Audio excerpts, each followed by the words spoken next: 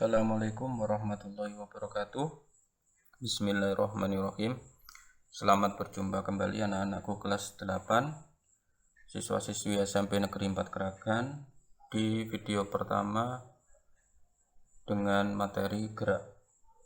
Di video pertama kali ini tentang materi gerak, ini adalah materi di bab pertama kalian di kelas 8. Hari ini di video ini kita akan belajar mengenai gerak.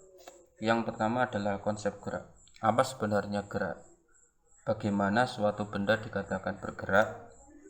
Benda dikatakan bergerak. Ya. Benda bergerak.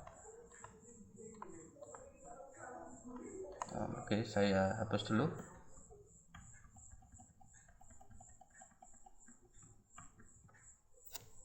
Oke, sebentar. Nah, suatu benda dikatakan bergerak jika benda tersebut mengalami perubahan posisi terhadap titik acuan. Jadi suatu benda dikatakan bergerak jika mengalami perubahan posisi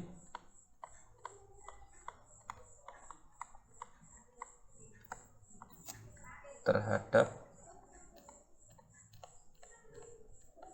titik acuan. Jadi ada kata kuncinya yaitu perubahan posisi dan titik acuan. Jadi dalam konsep ilmu IPA tidak semua benda yang bergerak bisa kita katakan bergerak. Oke, sekarang bagaimana maksudnya ini? Nah, kita lihat. Ini contohnya, misalnya ada seorang mengendarai mobil yang sedang berjalan. Di sini ada supirnya dan di sini ada penumpangnya. Kita sebut dia A, ini B. Nah, di seberang jalan ada orang lagi, ketiga adalah C. Orang ini diam di tempatnya. Nah, bagaimana kita mengatakan gerak? Jika kita memakai si A sebagai acuan. Nah, jika kita memakai A sebagai acuan, maka bagi A, B tidak bergerak. Kenapa begitu? Karena walaupun mobil ini bergerak, dari waktu ke waktu, kedudukan A dengan B tidak mengalami perubahan atau tetap. Sedangkan bagi A, C bergerak. Kenapa? Karena dengan seiring waktu mobil bergerak, jarak A dengan C semakin lama semakin jauh atau mengalami perubahan, sehingga bagi A sebagai titik acuan, B tidak bergerak namun C bergerak. Walaupun pada kenyataannya C ini diam, tapi bagi A, C ini bergerak karena kedudukannya semakin menjauh. Kalau kita gunakan C, si C ini sebagai acuan, maka bagi C, A bergerak. Kenapa? Karena semakin lama posisi A dengan posisi C semakin menjauh. Bagi C juga B bergerak. Karena semakin lama posisi B dengan C semakin menjauh. Nah, sekarang bagaimana kalau titik acuannya itu adalah si B? Oke, menurut kalian, apakah A itu bergerak tidak terhadap si B? Jawabannya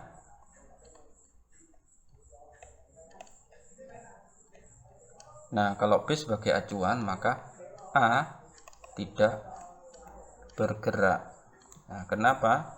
Karena posisi A dengan posisi B ini tetap dari waktu ke waktu, tidak mengalami perubahan. Nah, sedangkan C bergerak karena posisi B dengan C semakin lama dari waktu ke waktu semakin menjauh. Jadi suatu yang dikatakan bergerak itu kalau mengalami perubahan posisi terhadap titik acuan. Jadi kita harus menentukan dulu siapa yang menjadi titik acuannya. Baik, itu adalah konsep gerak. Nah, selanjutnya kita akan bahas tentang besaran vektor dan besaran skalar. Nah, kalau di kelas 7 dulu kalian mengetahui besaran itu ada pokok dan ada turunan, sekarang besaran itu kita dapat bagi lagi menjadi dua tipe, besaran vektor dan besaran skalar. Apa bedanya? Besaran vektor itu adalah besaran yang punya nilai, angkanya, besarnya, dan juga punya arah. Besaran skalar hanya punya nilai dan tidak punya arah. Contoh. Oke, kita contoh.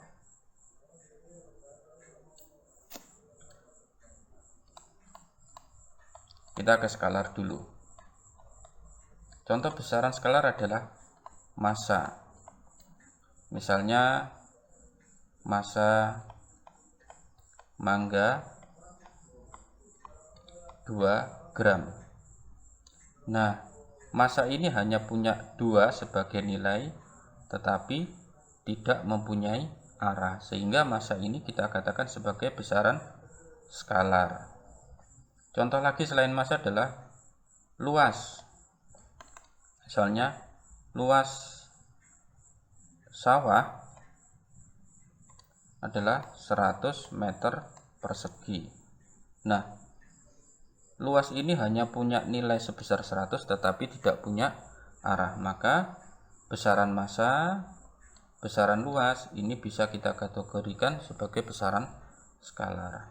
Nah, sekarang kalau besaran yang vektor, contohnya adalah kecepatan. Nah, sebuah mobil bergerak dengan kecepatan 50 km per jam ke utara. Nah, kembali kita lihat ini kalimatnya adalah kecepatan mobil punya nilai 50 dan punya arah kemana? Ke utara. Maka kecepatan ini masuk besaran vektor karena punya nilai dan punya arah. Selain kecepatan, besaran vektor adalah perpindahan. Nah, contohnya adalah misalnya Budi berpindah 2 meter ke kiri. Nah, perpindahan ini memiliki nilai 2 dan punya arah kiri, maka perpindahan ini dapat kita kategorikan sebagai besaran vektor. Jadi itu ya anak-anakku semua, perbedaan antara besaran vektor dan skalar. Kalau vektor dia punya nilai, punya arah. Kalau skalar hanya punya nilai. Nah, konsep ini selanjutnya akan kita bawa ke pembahasan selanjutnya, yaitu jarak dan perpindahan. Jarak, perpindahan. Kedua-duanya ini punya satuan yang sama, meter, perpindahan juga meter. Bedanya apa? Bedanya adalah kalau jarak itu adalah skalar, sedangkan perpindahan itu adalah vektor. Keduanya disimbolkan dengan simbol yang sama, yaitu S. Nah, contoh. Misalnya Budi berjalan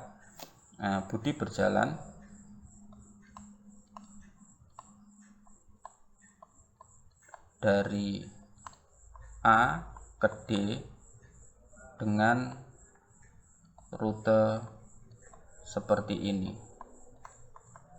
Nah, misalnya ini A, ke sini B, ke sini C, kembali lagi ke sini D. Jadi Budi bergerak dari A menuju D.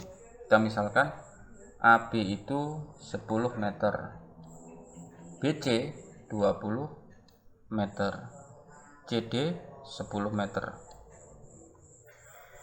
Nah, sekarang pertanyaannya, berapakah jarak yang ditempuh Budi?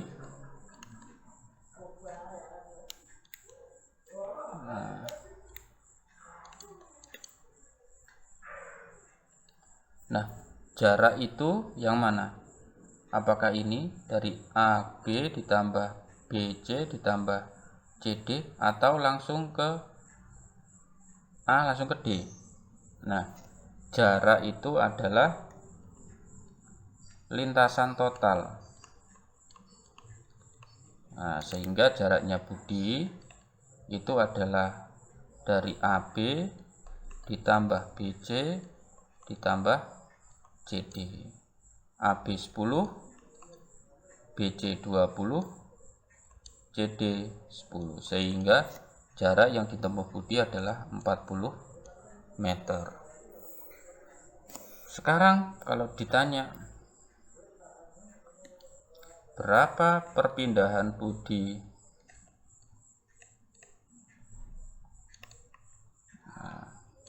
Berapa perpindahan Budi?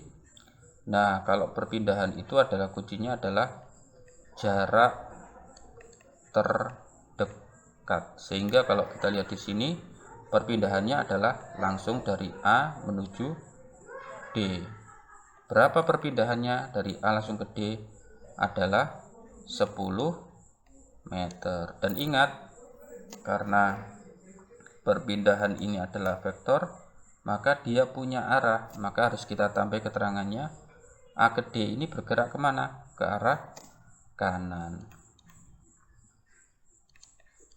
Nah, sehingga kalau kita ulangi lagi, jarak yang ditempuh Budi adalah 10 ditambah 20 ditambah 10, 40 meter. Nah, kalau perpindahannya berarti jarak terdekat dari A ke D, berarti garis ini jadi berapa?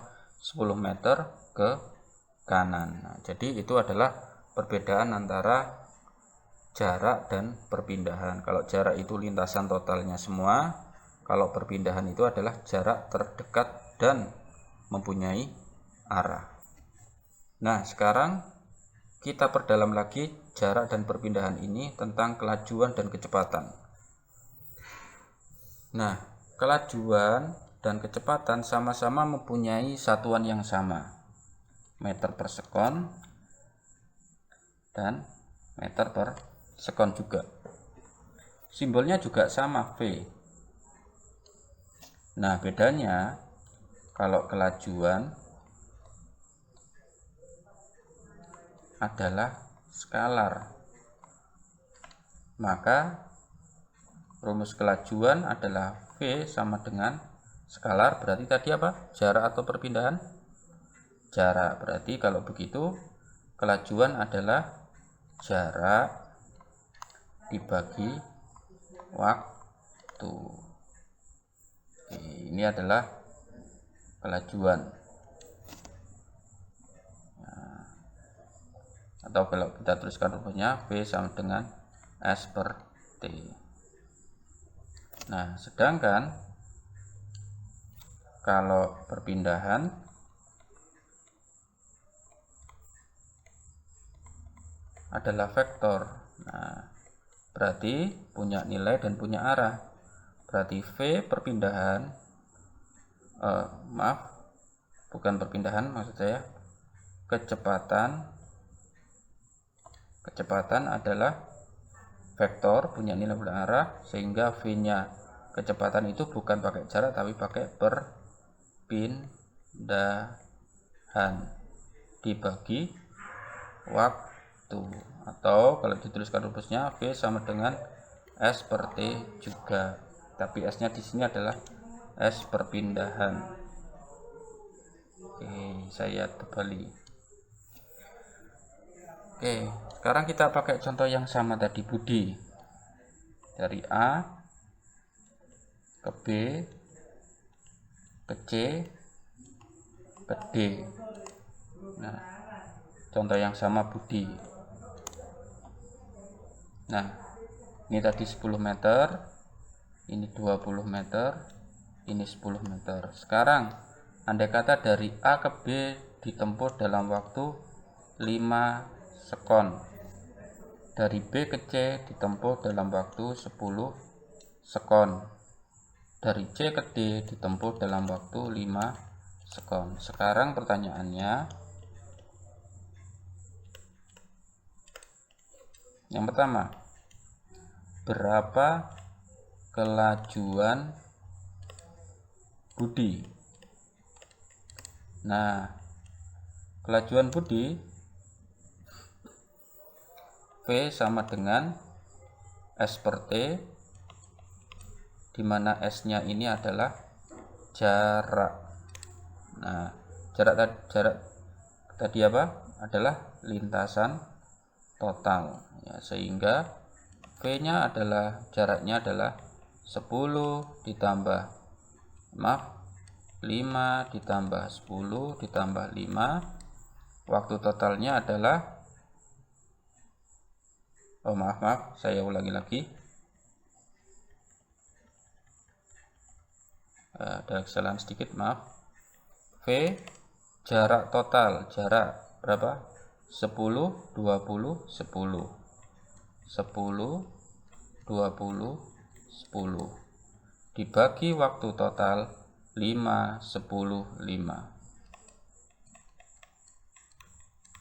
Jadi berapa? Jaraknya adalah 40, 10 tambah 20 tambah 10. Waktunya adalah 5 tambah 10 tambah 5, 20. Sehingga kelajuan Budi adalah 40 dibagi 2 meter per sekon. Sekarang bagaimana dengan yang kedua?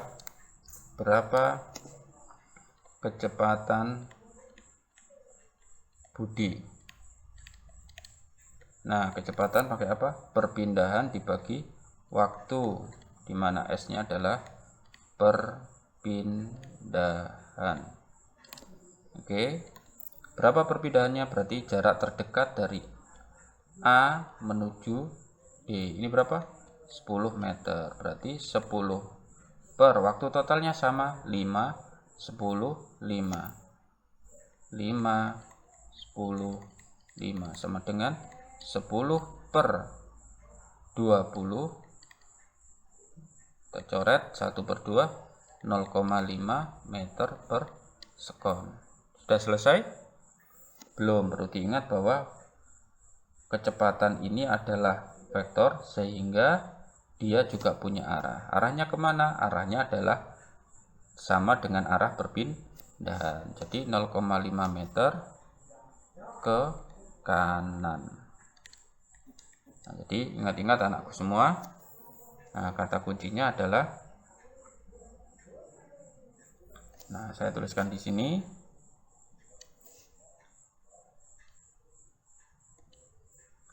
Yang vektor itu adalah perpindahan dan juga kecepatan. Nah, kemudian yang skalar itu adalah jarak dan kelajuan. Nah, baik, sekarang konsep ini akan kita bawa menuju ke pembahasan kelima tentang gerak lurus beraturan. Gerak lurus beraturan. Oke, berarti gerak lurus beraturan. Yang lurus apanya? Yang lurus lintasan. Berarti gerak suatu benda yang lintasannya lurus dari A ke B seperti ini. Nah, ini bendanya. Lintasannya lurus, tidak belok-belok. Nah, yang beraturan itu apa? Yang beraturan itu adalah kecepatannya. Nah, kecepatannya beraturan atau kecepatannya tetap, konstan. Nah, berarti kata kuncinya, gerak lurus beraturan itu adalah gerak benda di lintasan yang lurus dengan kecepatan yang konstan, sehingga kecepatannya dari waktu ke waktu tidak mengalami perubahan. Nah, rumusnya S sama dengan V kali T, di mana S itu adalah karena lintasan ini lurus, maka baik jarak maupun perpindahannya sama saja. Jarak yang mana? Dari A ke B, jarak AB ke sini. Perpindahan A ke B mana? Ya dari sini ke sini. Sehingga pada konsep gerak lurus, jarak dan perpindahannya sama. Sehingga S itu bisa kita katakan jarak, satuannya meter, kemudian V kecepatan meter per sekon, dan T waktu, satuannya sekon. Nah, karena kecepatannya ini dari waktu ke waktu tetap, sehingga GLBB ini kalau kita buatkan grafik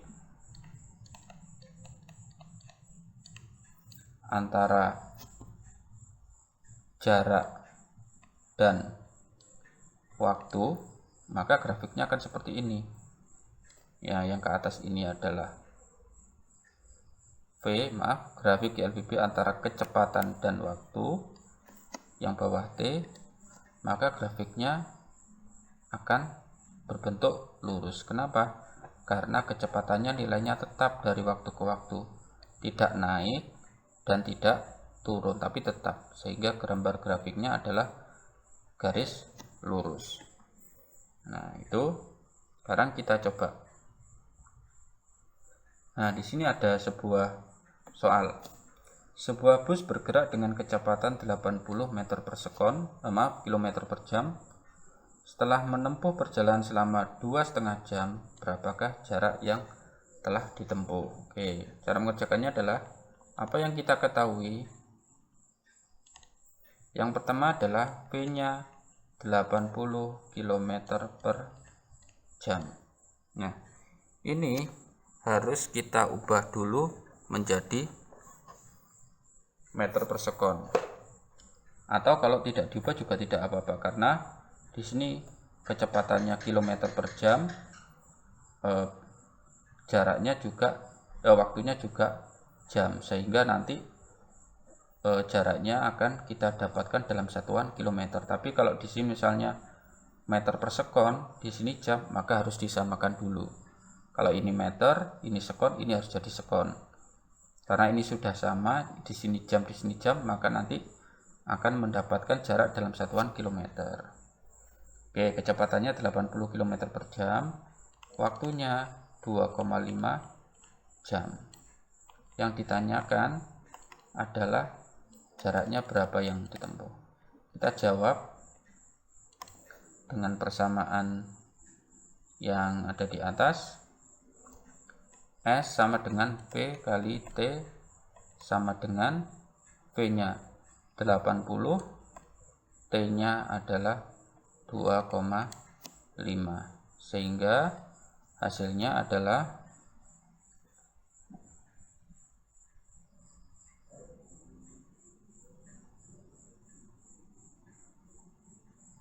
200 km.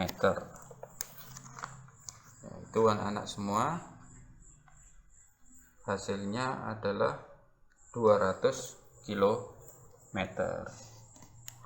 Ini adalah hasilnya. Nah, sehingga kita ulangi sebentar bahwa yang perlu diingat dari gerak lurus beraturan adalah gerak yang pada lintasan lurus dengan kecepatan tetap. Nah, persamaannya S sama dengan V kali T, atau kalau kita mau mencari V ya S per T, kalau kita mau mencari T ya S dibagi V. Nah, ini adalah gerak lurus beraturan atau GLB. Nah, sedangkan yang jenis gerak lurus yang kedua adalah gerak lurus berubah beraturan. Sama, yang lurus adalah lintasan lurus. Nah, yang berubah beraturan itu apanya? Yang berubah beraturan adalah kecepatan. Kecepatannya berubah beraturan. Sehingga misalnya contohnya sebuah mobil pada detik, ini V-nya, pada detik ke-1 kecepatannya 10. Pada detik kedua kecepatannya naik jadi 20.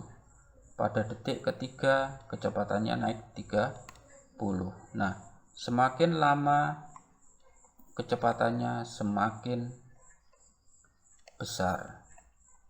Nah, jenis gerak seperti ini disebut dengan gerak lurus berubah beraturan dipercepat. Nah, misalnya ada lagi, pada detik pertama kecepatannya sudah 50, detik kedua turun jadi 40, detik ketiga turun jadi 30.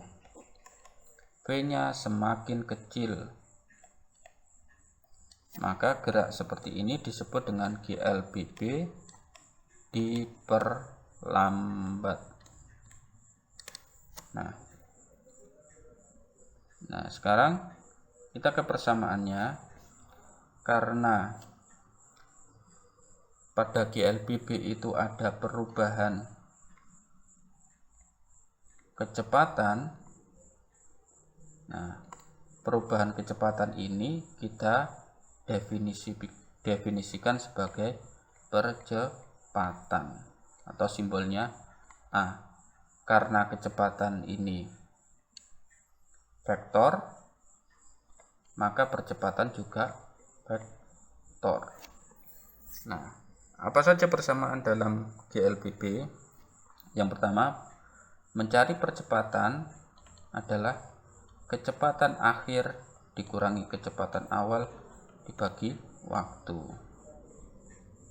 Nah, di mana A adalah percepatan, satuannya adalah meter per sekon pakai kuadrat. Nah, kemudian VT kecepatan akhir, satuannya meter per sekon. V0 kecepatan awal, satuannya juga meter per sekon. T adalah waktu, satuannya sekon. Selain rumus ini juga ada rumus lain, yaitu rumus mencari jarak S. Apa rumusnya? Kecepatan awal V0 kali T plus setengah A T kuadrat. Nah, ini adalah rumus mencari jarak pada GLBB. Ada rumus lagi, yaitu VT kecepatan akhir itu dicari dengan apa? V0 kecepatan awal ditambah A kali T. Jadi ada 3 persamaan di GLBB: mencari percepatan VT min V0 per T, mencari jarak V0 kali T ditambah setengah A T kuadrat, mencari VT V0 tambah A kali T. Nah, sebagai catatan, nah kalau dia dipercepat, nah berarti A-nya bernilai positif. Kalau dia diperlambat,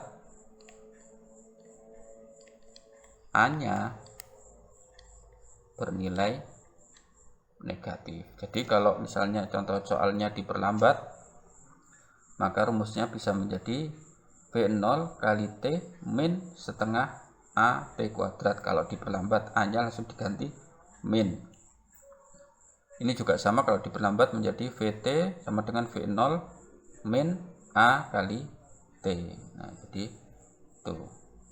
Nah, kalau ini diperlambat, saya tuliskan rumusnya S sama dengan V0 kali T min setengah A T kuadrat, atau VT sama dengan V0 min A kali T. Jadi min ini adalah karena dia diperlambat. Kalau dia dipercepat, maka ini plus. Nah, seperti itu anak-anak semua. Kita langsung ke contoh soal. Nah, ini contoh soalnya. Seorang anak meluncur dengan sepatu roda dengan kecepatan awal 20. Setelah 10 sekon kecepatannya jadi 35. Kita tuliskan diketahui. Apa saja? Kecepatan awal V0 20 meter per sekon. Waktunya 10 sekon. Kecepatan akhirnya 35 meter per sekon. Yang ditanya A ditanya percepatan, B yang ditanya jarak. Kita jawab satu persatu. A, mencari percepatan kita pakai rumus ini. A sama dengan VT min V0 per T. VT nya berapa? 35 min V0 nya 20 per T nya 10. 35 dikurangi 20, 15 per 10 sama dengan 1,5 meter per sekon kuadrat. Mencari jaraknya kita pakai rumus yang ini. S sama dengan V0 kali T plus setengah AT kuadrat.